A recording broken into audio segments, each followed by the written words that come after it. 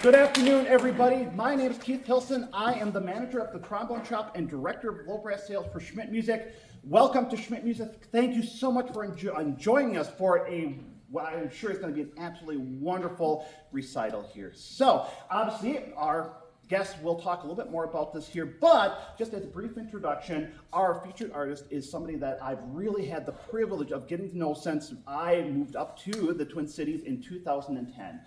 He is somebody who I've really come to recognize as being just an integral resource to our low brass community. Somebody who's really an amazing performer, incredibly dedicated to education, kind of throughout age ranges and everything. Has done a lot of fantastic work, with the McPhail Center Arts. Is now currently with St. Olaf College as well here. And so please join me in welcoming Dr. Caller Vederball and the St. Olaf Octet.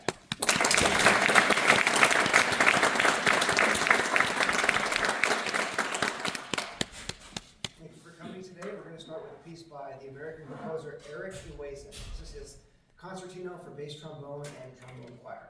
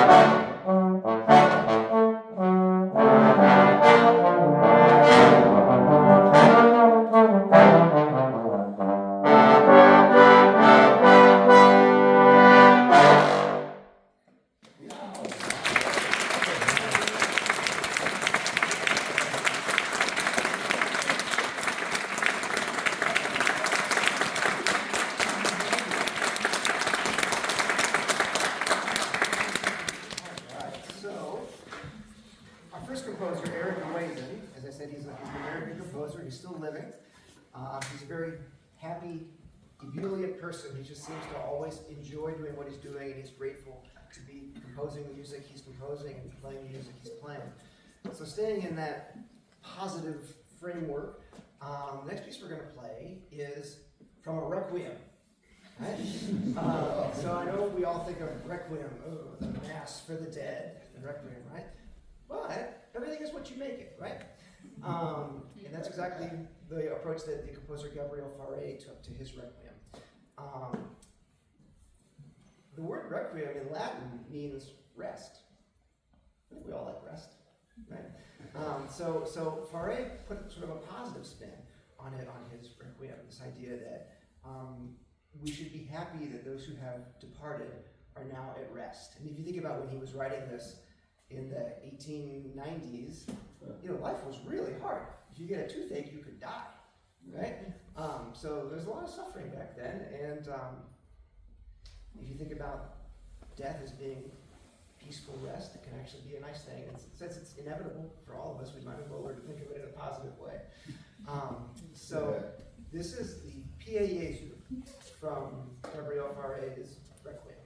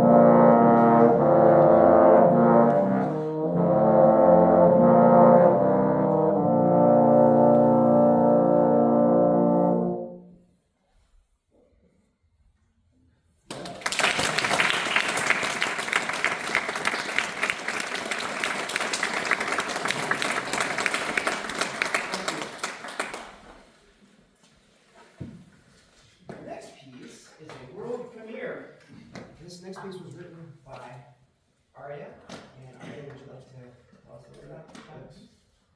The piece is titled Will-O-Wisp. It is inspired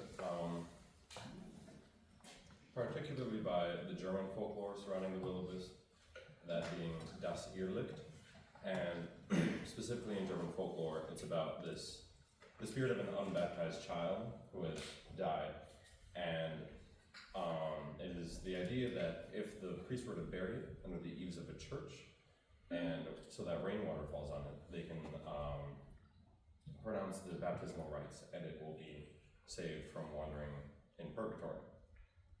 So the main essence of this piece is about wandering and searching for one's meaning in life and what that means, and dealing with the essence of like the human condition and whatnot.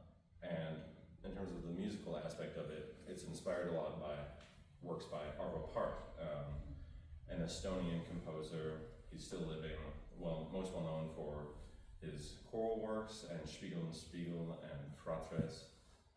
But he invented this technique called tintinnabuli, which is Latin for little bells, and it works with these two specific voices, and that you'll hear, one playing scale fragments and the other voice doing parts of the tonic chord, and you'll hear that a lot throughout this piece. And if Carl would like to say some words about performing. Yeah, so this piece is brand new. This piece was only finished about a week ago, I believe. So it is very new, very, very new. And it's very atmospheric, very atmospheric. So there's the idea of the soul of the unbaptized child. The soul of the unbaptized child is just wandering through the emptiness of purgatory. So if there are extended periods of time in this piece where you think, boy, this feels really wandering and empty, that's because that's what the existence is. If you're an unbaptized child and you believe those that religion's stories of what happens with baptism and not being baptized. So it is very atmospheric, for sure. But there's a happy ending. This is the world premiere of The Will-O-Wisp.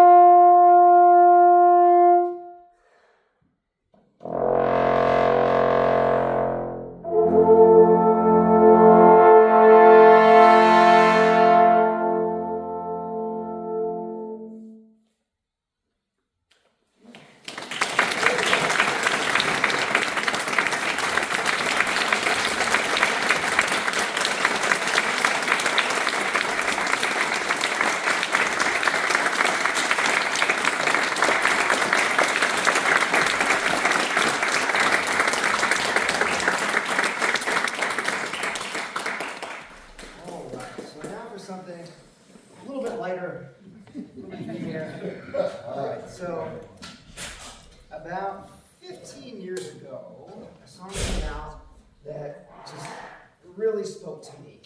It's by the artist who goes by the name Pink. Her name is Alicia Moore, that's her actual name. It's called Glitter in the Air, Glitter in the Air.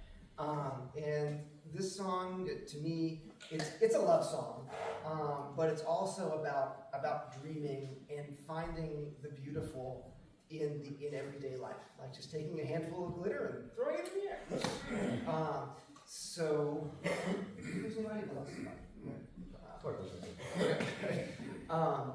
so what else can I say about this piece while we wait for Charcoal to come back?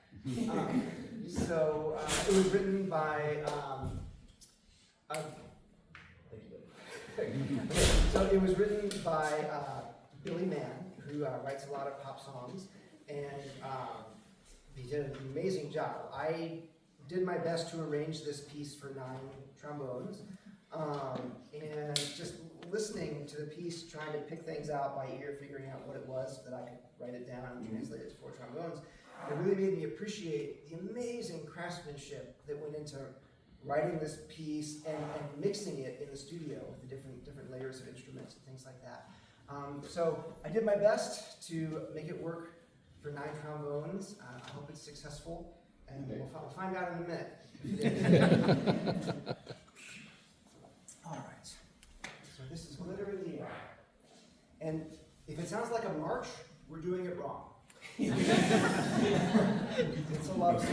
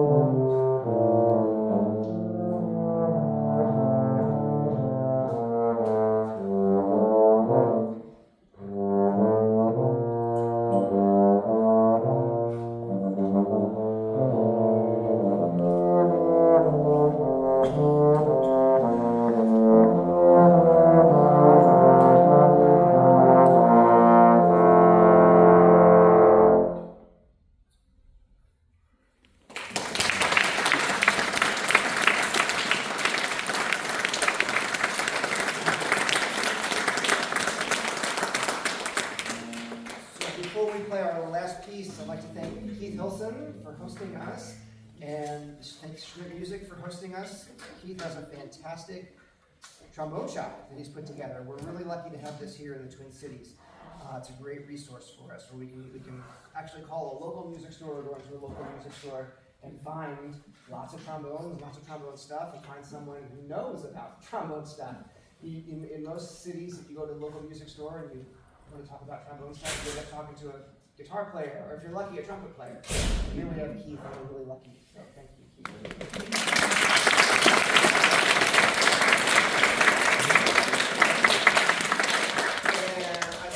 Like to thank my trombone / euphonium / tuba student Gavin for conducting today.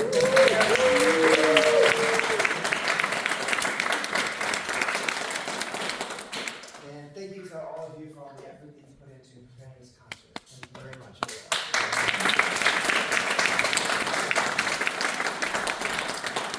All right, so we're going to try to go out the way we came in with some Eric Uezen. This is Eric Uezen's Capriccio for bass trombone and trombone choir.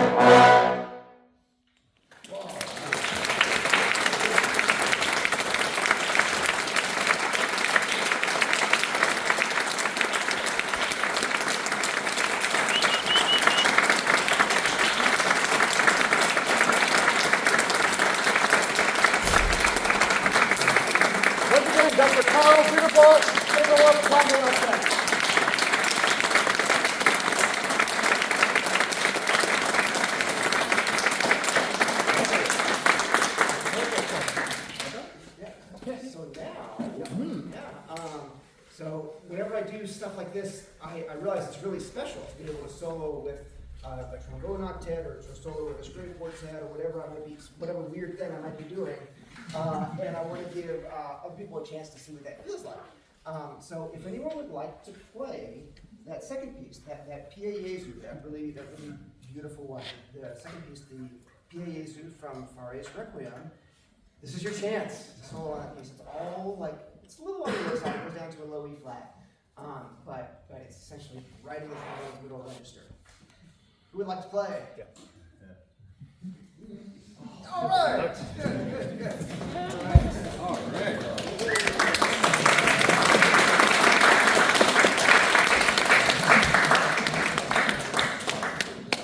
Hey. So, how am I going to kill this time? Let's see.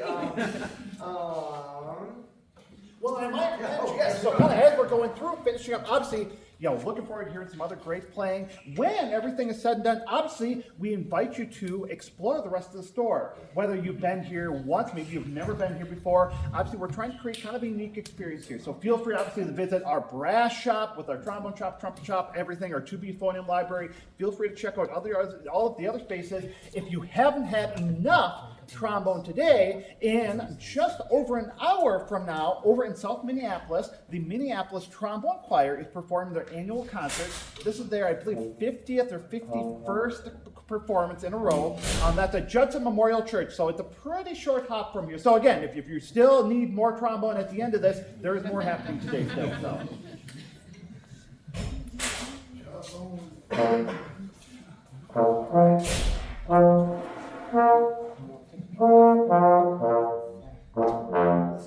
Let's give, this is Christopher, I don't know who's this.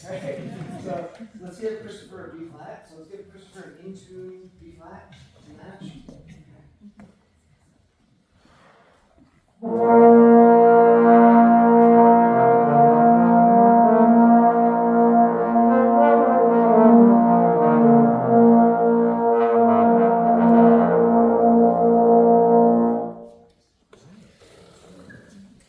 Go for it. You're the soloist, Christopher. Do whatever you want.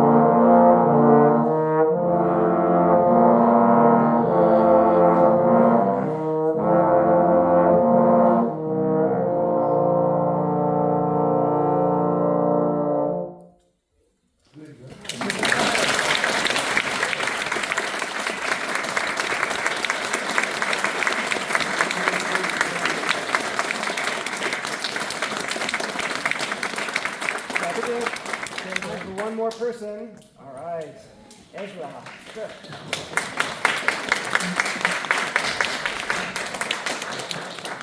So, Christopher, while Ezra's getting his instrument out, what did that feel like? Felt empowering. Felt empowering. Wow, fantastic. That's great. Any more details? How was it empowering? Just kind of felt like everyone was behind you, pushing you, kind of. Oh, supporting you? Yeah. Like propelling you forward? Yeah, great. Good. It sounds like you had your ears open and you were like really sensing what was happening behind you. That's great. All right. Ezra's almost there. I wish I could think of something clever to say, but I can't. Sorry. Well, I'd like to say that, this is my first trombone concert, Welcome. and I had no idea that trombones could exude so much feeling. I thought it was a big old brass horn. Oh, well, you just made my day. Thank you. Thank you. And way to go, everybody. That's the whole point. That's the whole point.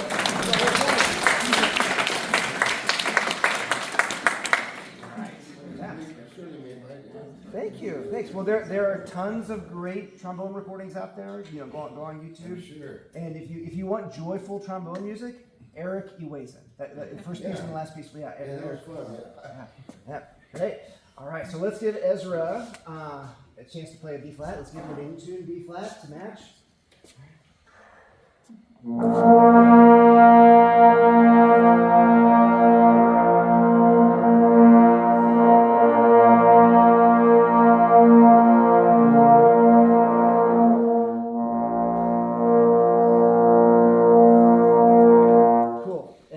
I've known Ezra a long time, and he's a very developed high school trombonist. Ezra, show us how mature you are. Right? Tell a story. Tell a story. You have flexibility. He'll adjust. Gavin will follow you. Okay? And guys, follow Ezra. Follow Ezra. Dynamics and time, including dynamics. Don't bury it.